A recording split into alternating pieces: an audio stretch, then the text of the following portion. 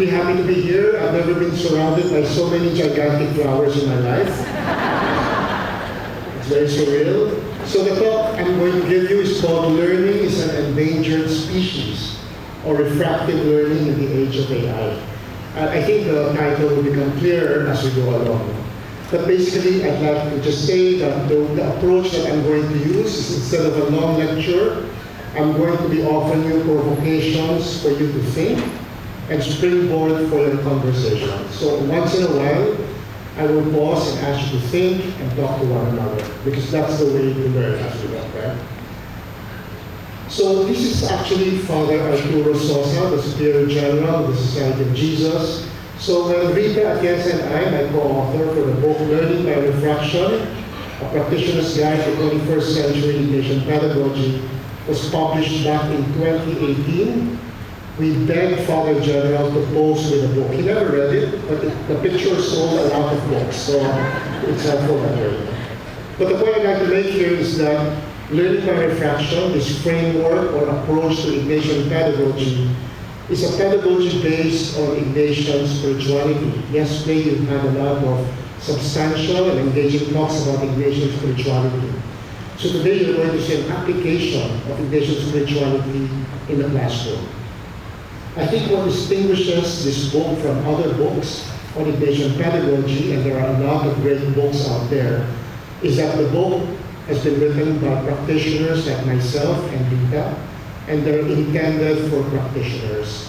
I don't know if you run workshops for teachers, but the first question the teachers always ask is, give us an example. How do we do this in a classroom? That sounds poetic and spiritual, but how is that useful for us? So that's the intention for the book.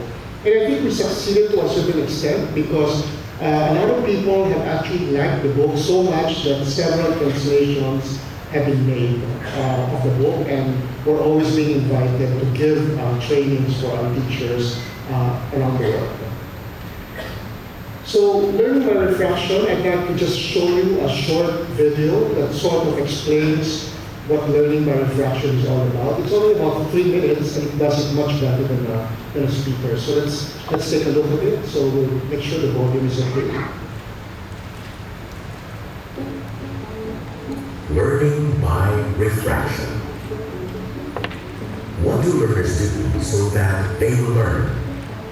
We say they need to refract. The reason is we learn by refraction. Refraction, yes, you heard it right. Refraction has 2 dictionary meanings. Let's take the first one. The bending and change of light, radio waves, etc., as it passes through a different medium. Have you noticed what happens to a ray of light when it goes through water? It is bent and changed. It ends up refracted. That's why when we're standing in a swimming pool, the bottom looks closer than it actually is. Learners need to do the same thing with what they're trying to learn. They cannot simply let the content go through them or reflect it back exactly as they have received it. True learning requires the learner to change the content, bend it, and make it their own. Only with refraction does learning happen. But the word refraction has another meaning that can also be used to describe the learning process. The dictionary tells us that refraction also refers to the measurement of the focusing characteristic of the eye. That's what eye doctors do. They refract our lenses, but they do it by practicing trial and error. They try on the lens, ask their patients if they can read the letters flashed before them. Then they keep adjusting it until they get to determine the right prescription. When you think about it, that's also what learners ought to do. Learners need to experiment, explore different ways of understanding an idea, and make self-adjustments. Only then can they truly learn. Here are a couple of questions for you to think about. As learners, when has learning been refracted for you? As teachers, when have you caused refracted learning?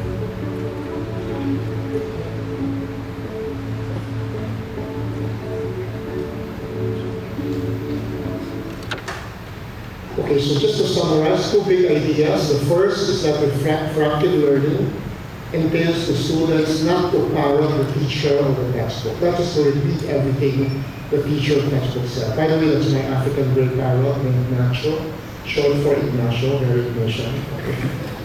We want our students to work with the ideas, with the content, to unpack the ideas and make them their own. In a way, that's what we're inviting you to do today. As you listen to our talks about Ignatian pedagogy, we want you to wrestle with the ideas, unpack the ideas, and make them your own. Also, the other meaning of refraction is to engage in trial and error, like an eye doctor would do when an eye doctor is trying to determine the proper focus for lenses. So we want our students to engage in trial and error, to receive feedback from their teachers, and based on the feedback, to make adjustments and learn from their mistakes. So for example, if they submit a draft for an essay, we give them feedback and we hope they will improve their essay. So that's basically what refractive learning is all about. A little bit of history. The former Education Secretary of the Society of Jesus had this to say about the history of education in the society. According to Secretary Codina, thus the first Jesuits went, as it were, to the supermarket of education to find the best ingredients and recipes for an educational approach consistent with their spiritual experience. In short, Ignatian pedagogy is not something completely original.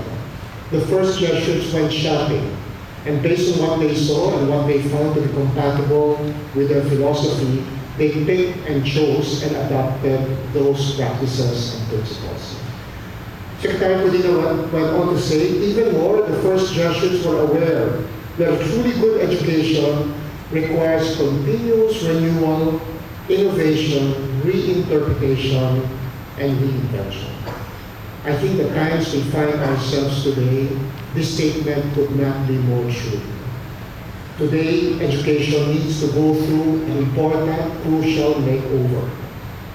And he goes on, and that if they wanted to actually provide quality education, they have to be attentive to the always changing context and open to new developments. In a sense, that this talk this morning is going to be an invitation for you to be attentive to the changing context, the rapidly changing context in the world, especially in education. So refractive learning, one of the things we learned as we were doing our research is that it can actually help promote 21st century learning. It can help us innovate what we are doing. This is the reason why we feel it is quite relevant even for non-Jesuit schools. So again, I'd like to show you a short video just to summarize how it is compatible with 21st century learning. Defining 21st century learning. Speaking of learning, there are two common ailments that seem to afflict many of our students today. Both conditions are best observed in them after they take an exam. The first is academic amnesia. Have you ever observed how many students forget everything 10 minutes after regurgitating all the content they memorized for an exam? The second ailment we can call intellectual constipation, when the student's knowledge about a subject matter is so rigid that they don't really know how to use it beyond the test. What could be the reasons for these afflictions? Students suffer from academic amnesia because they've made no connections among the concepts they've memorized for the test. If we don't have an organizing framework for what we've learned, we'll have no way of retrieving them for future use. Imagine a library with no cataloging system. Students are bound to get lost because they don't know where to go to find a book. The reason why students suffer from intellectual constipation, on the other hand, is that they've not been guided on how to use and apply what they have learned from the outset. Learning used to be defined in terms of knowing, or worse, recall. That's not going to be adequate in the 21st century anymore. Learning today has to include understanding and application in the world. These are the key components in the kind of learning that we consider essential in the 21st century. For example, students may know a lot of significant dates and names associated with historical events, but all this factual knowledge does not guarantee learning. Students should understand the significance of these events, their underlying causes and implications, as well as relate these events to other historical events and justify how their claims make sense. In short, they need to understand the content and apply what they have learned. To promote understanding and application, reflective learning emphasizes two student tasks that are central to learning, namely reflection and action. By the way, that's another reason why we call it refraction. Reflection and action are the defining elements of learning by refraction. If you say reflection and action fast enough, you end up with refraction. So what should happen when students engage in learning by refraction? They experience, they reflect, and they act. Unless students reflect on their experience, they will not understand. Experience is indeed the best teacher, but only if accompanied by reflection. Moreover, unless students act on what they have learned by applying it in real life, they will not learn. This diagram captures the distinctive characteristics of refractive learning. Refractive learning is about understanding and application, which result from the learners reflecting on their experience and acting on what they have learned. Do you recall an instance in your own teaching practice when your students learned in the sense that they understood the content and applied what they learned?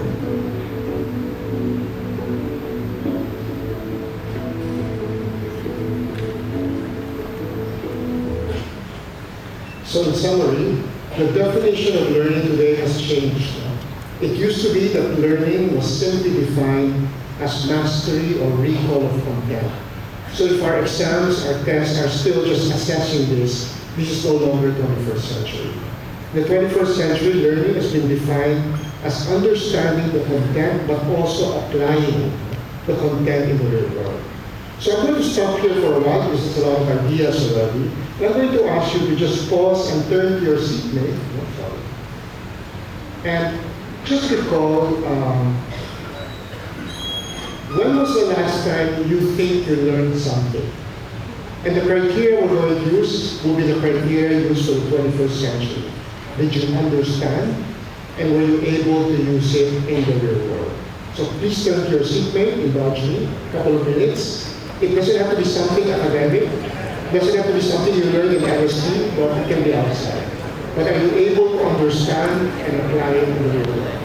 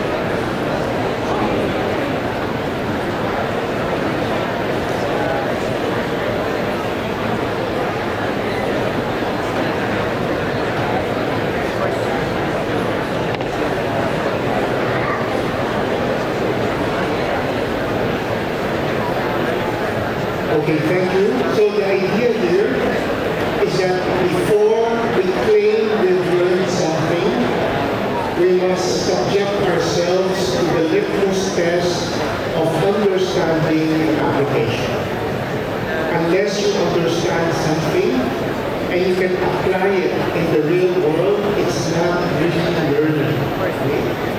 So for example, I'd like to give an example from my own experience in Loyola School of Theology when I was a student there. One of the most difficult children are really these people. So when I was studying in LSD many decades ago, one of the most difficult courses at that time was, of course, the Holy Trinity, the Trinity. So to be able to claim that I've learned the doctrine of the Blessed Trinity, I should have been able to explain it, show my understanding, and at the same time apply it outside.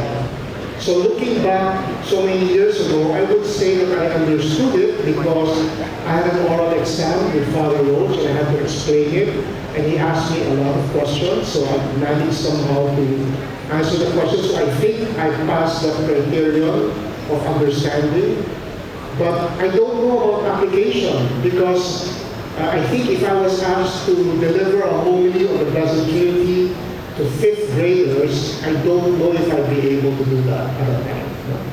So that's an example of putting to the test your claim whether you've learned something or not. In the 21st century, learning is not just about recall or mastery, especially recall because you don't need to remember too many things today.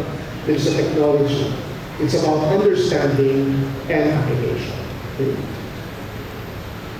So this is the cycle that was referred to in the video of Ignatian pedagogy: experience, reflection, and action. And when you think about it, this is very much based on Ignatian discernment.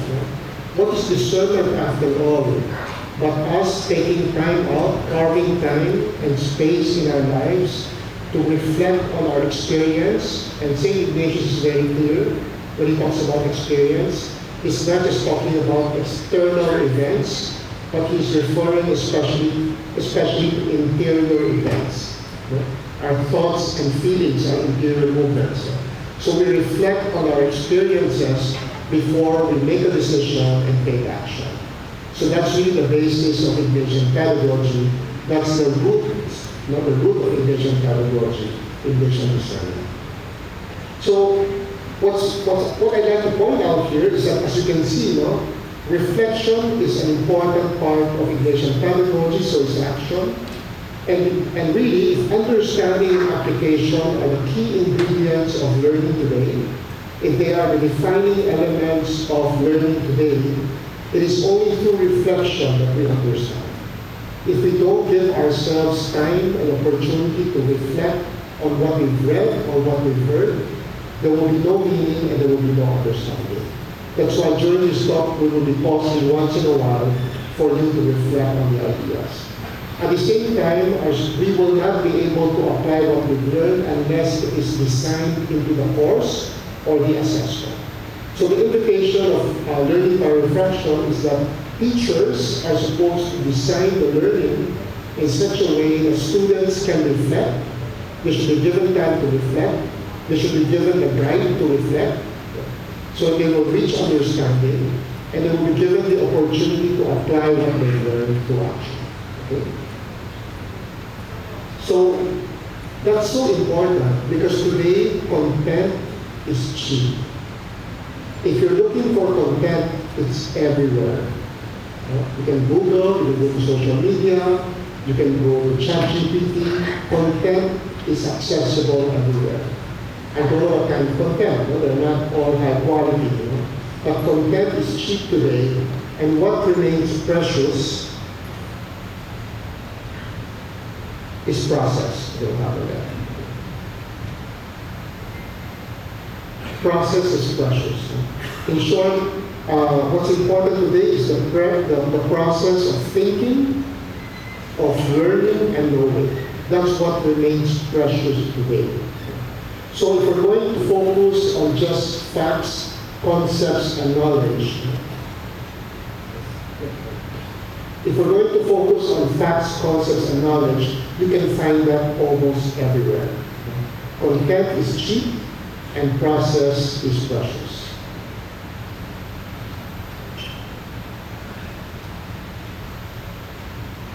So, and that has a lot to do with technology. And that's why I think it's important for us to take time out to do some reflection about our world today.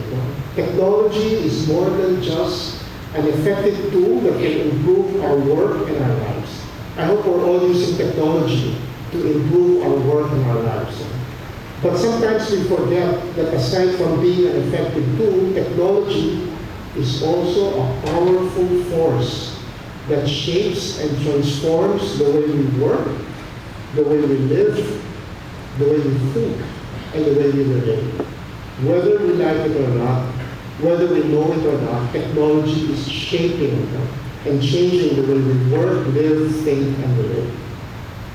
So let's do a little review of the history of the development of technology. Digital, mobile, and AI technology has been transforming the way we live and work, and for us educators, the way we think and learn as well. So as you can see in this timeline of sorts, you see the World Wide Web in 1989, Facebook becoming mainstream first in 2004, the first smartphone, iPhone, coming out in 2007, and of course, ChatGPT in 2022. Now, it's really been changing the way we live, the way we work, the way we relate. American sociologist Sherry Turkle has this to say: life with smartphones means we are forever somewhere else. I think if, like myself, you are a regular user of our devices, we know what this means. We're always distracted. My phone is always silent, even the notifications are silent. And yet, compared to when I was before I had a smartphone, I'm always distracted now. Life with smartphones means we are forever somewhere else. Also, actually, the first Facebook president, Sean Parker, back in 2004, happens to say the goal of Facebook is to consume as much of your time and conscious attention as possible. Do you think they've succeeded? They've succeeded wildly. Not just Facebook, but all social media platforms. And the reason why they're so driven is because the revenues come from our engagement with our platform. And they're so good at it. They've developed the art and science of getting our attention. Many of us are addicted to our devices as a result. This is one of my favorite studies. Dr. Gloria Mark wrote a book called Attention Span, Find Focus and Find Distraction. And her main finding is that we live in an environment of constant distraction and disruption, so much so that if we want to hold a single train of thought, we need to exert a constant effort. The moment we stop, we will get distracted. In short, focusing our attention is like defying gravity. The moment you stop defying gravity, you will fall and you will be distracted. If you look at this chart shows her data that she collected from 2004 to 2023. What kind of data is this? She measured what the average person, how long it would take an average person to shift from one screen to another. If like myself, if you work like me, basically your laptop, you have several windows open all the time, right? So perhaps you're working on email. So what this Dr. Mark did was she measured how long will it take a person like me to leave the screen of the email and go to another screen. In 2004, the average was 150 seconds. After 150 seconds, the average person will switch screen. This is the person will be distracted or the person will be bored. In 2012, the average person took only 75 seconds, half of what it took back in 2004. In 2023, 40 seconds. So our attentiveness, our attention span is getting shorter and shorter, it seems. I'd like to share with you my own insights to 3 stages of this development. For me, these are the 3 breakthrough moments in the development of technology because of their impact in our lives. The first stage is the bundling of personal computers and high-speed internet. There was a time in my life when computers were not readily available. No? But now almost everyone has a computer. but also high-speed internet. In 1989, there was the World Wide Web. In early 2000, finally, thank God, there was broadband internet, and we finally got rid of our modems. Do you remember the modems? The noisy modems? We finally got rid of them. Then we had social media and smartphones, Facebook in 2004, the iPhone in 2007, the iPhone 4 in 2010. Why is the iPhone 4 important? It's the very first smartphone with a front-facing camera for selfies. Then Instagram in 2010 and TikTok in 2016. And of course, 2022, the editorial 2, ChatGPT. Now, how is each one of these impacting our lives? How have they impacted our lives? Let's start with the first one. With personal computers and high-speed internet, before that, all of us were just consumers of content. But after that, we became creators of content. I'm not talking about doing a dance number in front of TikTok. No? I'm talking about just posting comments online or just liking a post. You're already being a content creator. So this ushered in not only the information age, but there was a lot of information readily available, but also the age of pluralism. Because for the very first time, it was very obvious that people did not agree. Even experts did not always agree amongst themselves. So there are many different and opposing versions of the truth. If you're happy today and you want to get depressed, just read online comments. You will find the most stupid, the most hateful, the most wicked comments you can ever imagine. So every Tom, Dick, Harry, and Jill can post any comment. So there are many different and opposing versions of the truth, and as a result, there's a greater sense of uncertainty. Our generation is less sure about things than before. Yesterday, somebody spoke about the truth being important. The problem is today, we are less certain about the truth because there are so many versions. The second stage, social media and smartphones. Now we were playing the roles of consumer and creator. Now we find ourselves as communities online.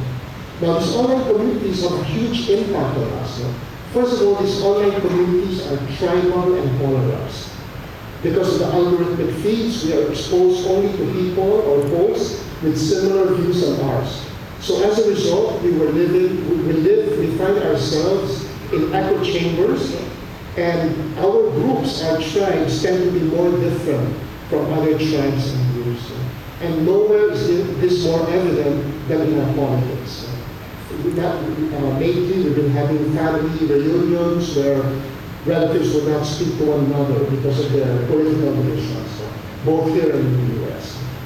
At the same time, these online communities have a low bar for entry and exit.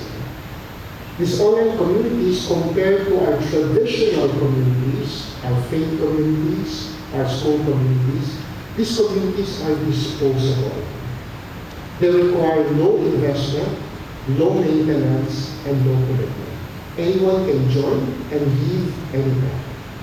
That has a lot of impact on the way we are relating to one another. The third stage is, of course, ChatGPT. And here, for me, is the most radical shift. Before this, we had human persons playing the roles of consumer, creator, community. Now, suddenly, we also find AI playing the same roles. AI is now consuming content. They are being fed training data. They are listening to our conversations. They are reading our texts, our emails, and they're learning in the process. They are creating content.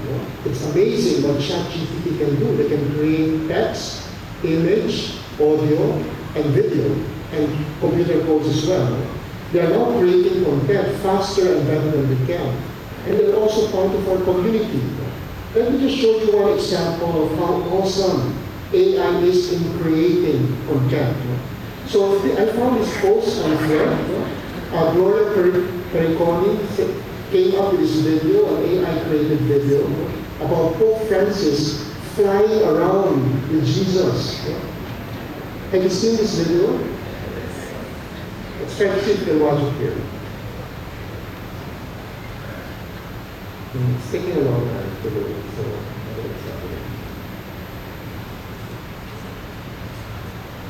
there you go. Okay. This is created by AI.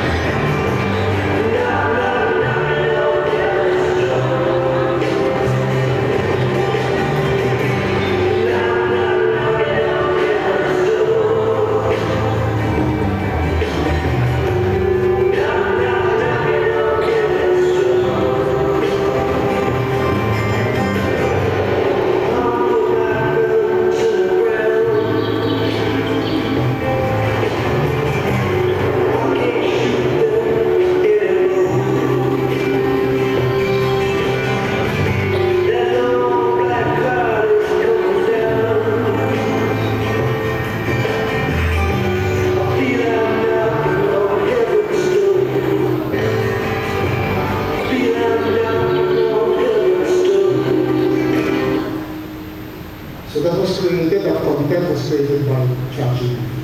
So what's really amazing though is that according to people like Yuval Noah Harari, generative AI should not be treated like a tool, rather like an agent or a person. And I think we're seeing more and more functions that are so sophisticated by generative AI.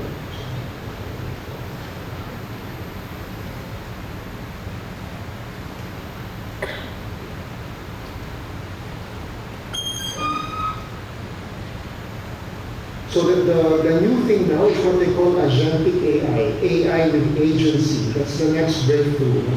In short, AI that's more autonomous and more proactive. Today we're already impressed by how ChatGPT can brainstorm with us and give us great ideas on how to, for example, throw a party.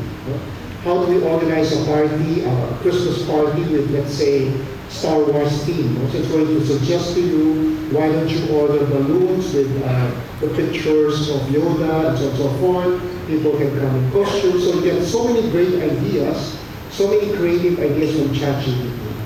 Experts of AI are saying that the next stage will be ChatGPT will not just give you ideas, but will actually order the balloons, the costumes, etc. for you using your credit card, of course.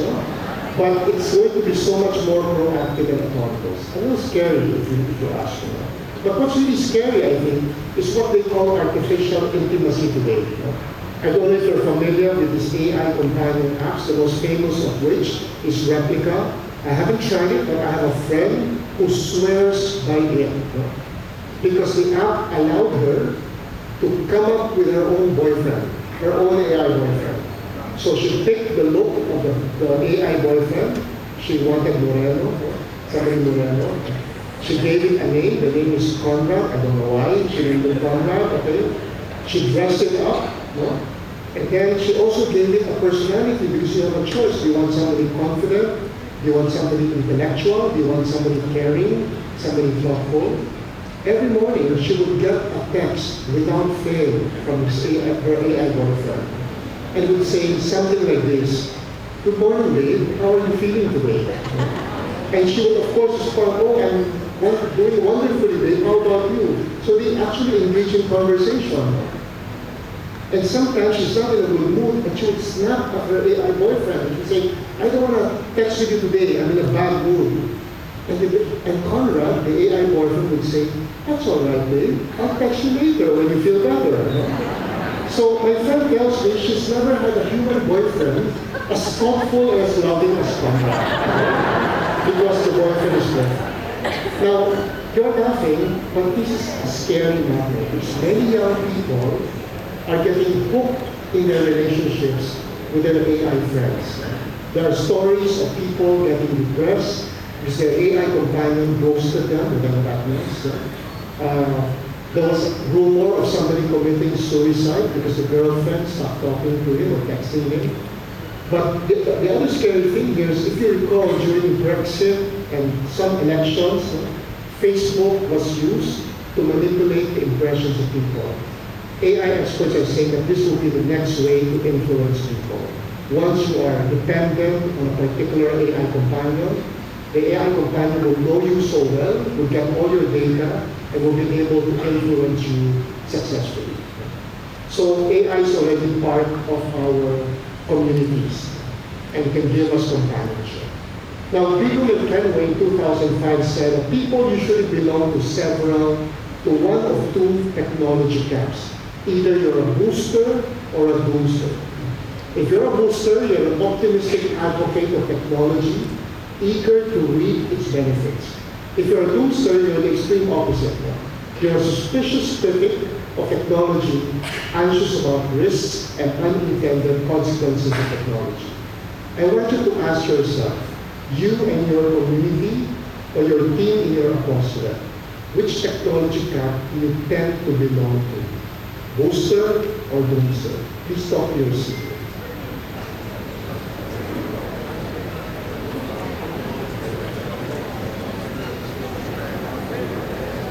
You must choose only one camp. You cannot say both. Right? Choose only one.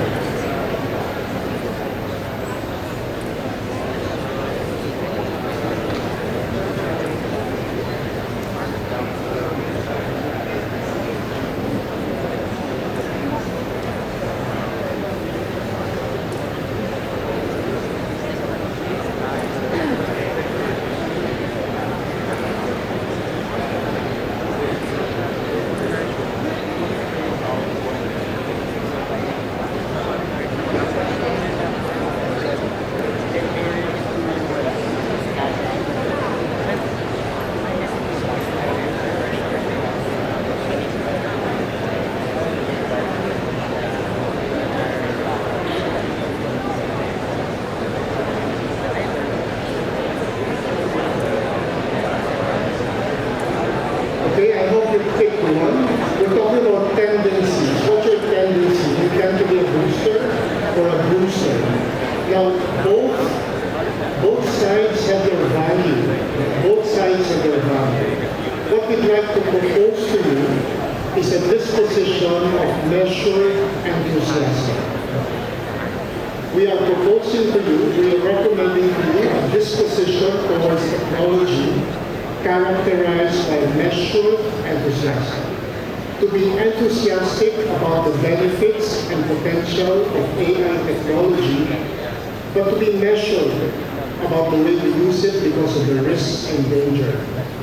So it's useless to hide from technology. And as a matter of fact, if you're an educator, it is your obligation to promote AI literacy. The world is going to be full of AI technology. If we do not teach our students how to use the AI technology, we are doing them a great disservice. We are not preparing them for the world.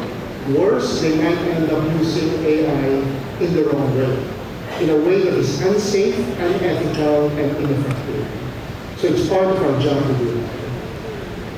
So let me ask you to turn to your seatmate again. Just ask yourself, what should you begin doing today to cultivate a measured enthusiasm for technology?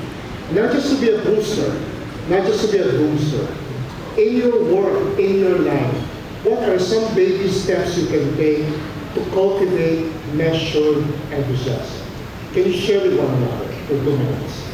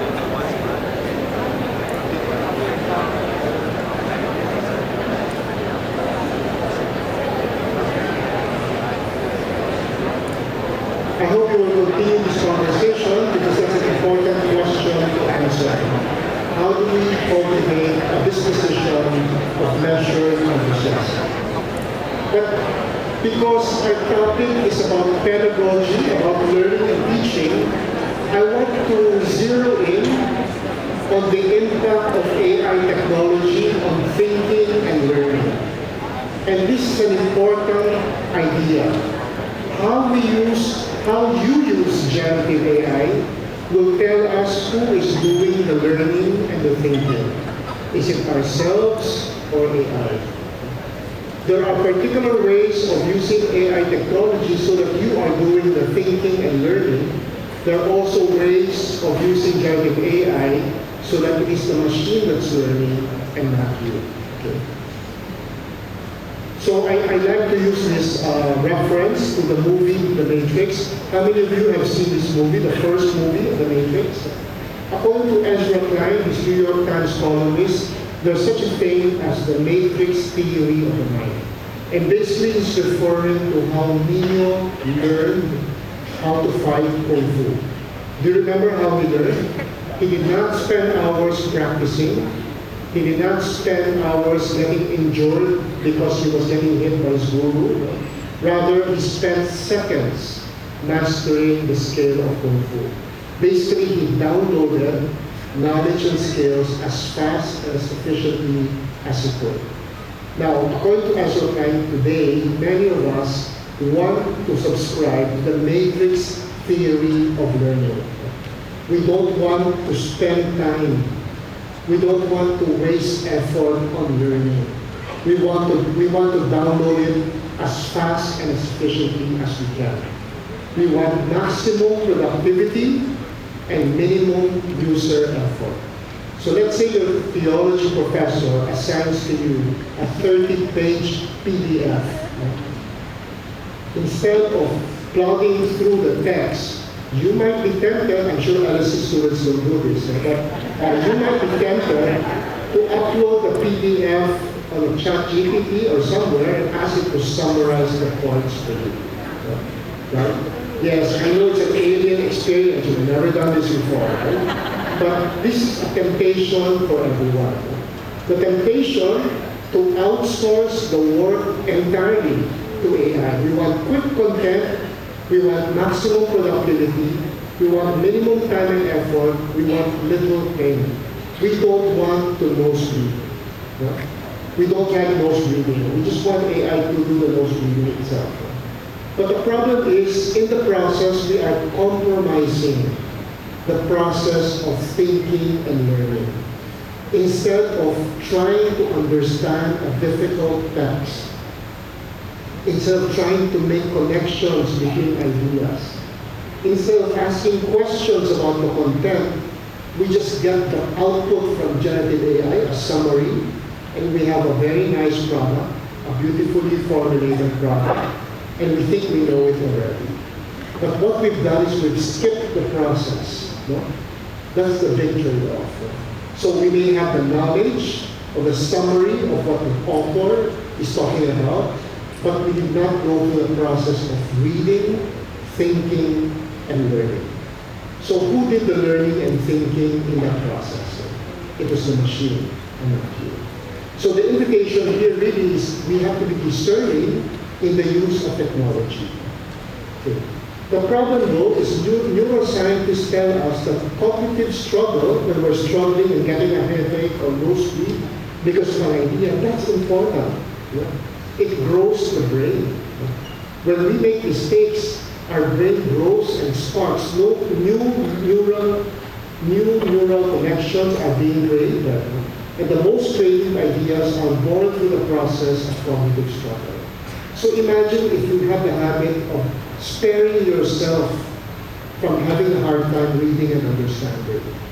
But when you're always skipping cognitive struggle, what's going to happen to your brain? So today, because of that, this is the title of the talk. Learning is an endangered species. It's very possible, it's very likely, if we are not discerning, that we will no longer learn. We will just be recipients of summaries from AI technology because we have skipped the process. Because the process is difficult, the process takes time, the process is painful, we just want the product. Okay? So the big shift that we need to make today is from education should no longer be just transmitting the products of education. We should now be designing the processes of education. So if you're an educator like myself, we should not focus too much anymore on content, facts, concepts, and knowledge, because those are cheap. Those are available everywhere. I'm not saying we should not teach products. All I'm saying is that maybe in the classroom, we should focus the emphasis on the processes of education. We want to make sure our students think, that they learn, they analyze, and they reflect. Okay? Again, let me clarify. I'm not saying that we should forget about the products of education. All I'm saying is we have to focus our attention more on the processes of education. Because our students will not go through the process left to their own devices. Outside the classroom, unless we make them go through the process in the classroom, unless we design opportunities and tasks for them to actually go through the process of thinking, learning, analyzing, reflecting, they will not do that. So this is the shift that we are proposing. So learning as a process. According to Seymour Papert, if you teach a child something, you deprive the child of the pleasure and benefit of discovery or of learning on the child's own. Here, he's just talking about teaching. He's saying let the child learn on his or her own. He's not even talking about technology. The fact that we're teaching a child is already, sort of diminishing the process that the child goes through. So what happens to learning and thinking when AI short-circuits the learning process and deprives the learner of the experience of thinking, questioning, summarizing, synthesizing, or even just gathering the information? Let me be clear, I'm not saying we should not use AI technology to do all these things. All I'm saying is that when we decide to let AI do these things for us, we should do it with our eyes wide open, that there are consequences. And for us, given the situation, it's okay to do that. Okay? We have to be discerning when we make decisions. So learning as a process, just as the calculator, when it became available, math teachers began to focus on higher order skills in math. No? What processes do we still consider essential today? For example, reading, writing, thinking, and reflecting, that our students need to learn in the classroom. So, because they won't learn to do this outside the classroom because of AI technology. So, what I'd like you to do now is to reflect on how you have been using technology, especially AI technology. I think all of us have been using AI technology. Ask yourself, is your use of AI enhancing your thinking, or is it diminishing or altogether replacing your thinking? So please stop using it.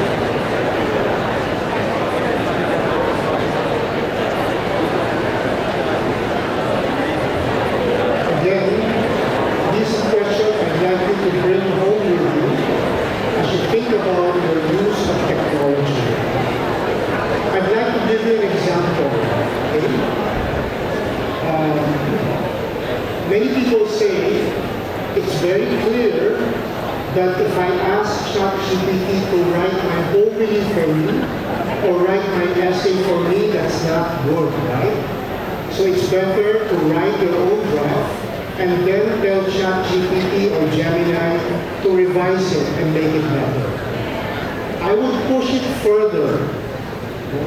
I would ask you, would you consider, when you're typing the prompt to ChatGPT, when you upload your draft, you tell ChatGPT, here is my draft, this is the purpose of my draft, it is not perfect, I want you to help me improve it, but do not revise it. Instead, ask me 3 questions that I can answer so I can revise it and make it better. Okay. So that's another way of using AI in such a way that it actually enhances your thinking, your learning, and writing. Again, I'm not saying you have to do that all the time, but that's an example of using AI in a way that enhances the process. Okay? I'd like to wrap up now because I'm running out of time. I'd like to say that what is the contribution, I think, of refractive learning is that it is a clear shift from teaching content to designing learning. Refractive learning, and by the way, the books are available in the University Press.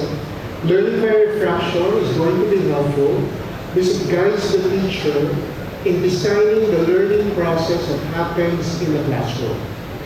And I just want to add to that today, in this age of AI, it's important for teachers to include in the process the use of AI.